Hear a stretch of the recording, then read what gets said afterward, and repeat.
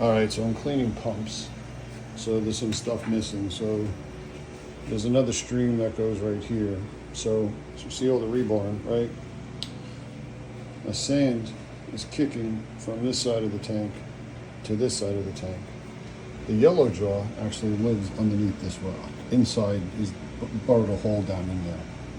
So the problem is, he's still picking up sand, dropping it, and it can flow up into here. It's really not doing it that much right now. At all, actually.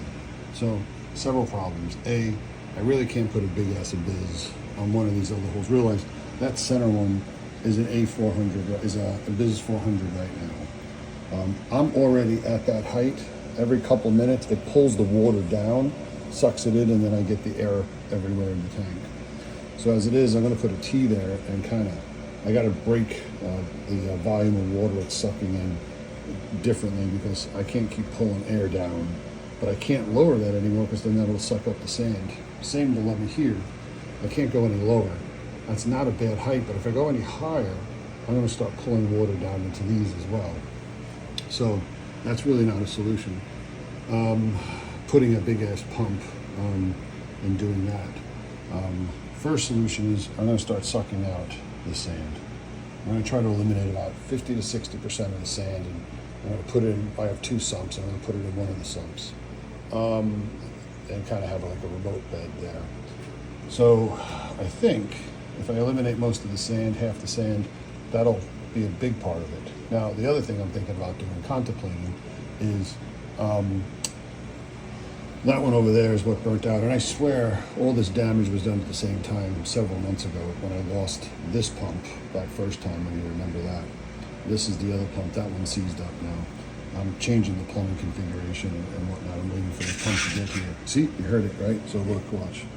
There it goes. The 400 pulls it down straight from there. About every so often, I don't know what the reasoning is for every so often. They have the Champion Lighting has those, it's the guy who makes my sea swirls. He also makes those, I can't think what the hell they're called. Put a power head on the end of it. Champion has the newer version of those. I'm debating about replacing these two sea swirls with that and eliminating this closed loop and not having, worrying about the sand, because I'm always going to have the streams at that end of the tank pushing the water, because not only do I have the streams at that end, both of my return pumps, where is it? Both of my return pumps, one there and one there, dump on this side of the tank also. So then I have the two streams. This is here temporarily because the stream is out of service right now. So I'm always going to have the two streams, my two returns, two L2s up here, and then this is the other loop, which is also tied to the UV system. So all of that is pushing the water this way, right? So no matter what, I'm always going to have some type of sand buildup. That's why I got to eliminate some of the sand. If I eliminate this one, that one down there, what I would do is come up a little higher, but put it on a T with a, go to a T, spread it out. That way the volume is half. It won't suck up. It won't be so much suction going there. I want to do the same with that one. That's what I'm thinking. This one here, which feeds this loop, I would actually reroute and pull my chiller from here up a little bit. But then I would pull the chiller through the sediment filter to protect the pump and the chiller and whatnot. And then dump the chilled water back on that end. Right now I have the chiller pulling out of my skimmer section and dumping in the return section.